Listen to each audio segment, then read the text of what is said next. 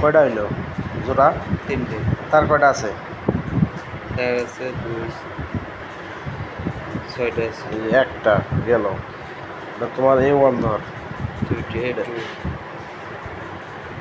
এই একটা, এই 3টা তার বাই করে দে, আর 3টে জয়েন দিয়ে দে। 3টে। হ্যাঁ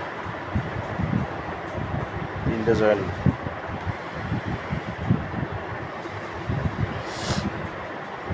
এটার সাথে এইটুকান লাগবে, এটা বড়টা টিউব। হ্যাঁ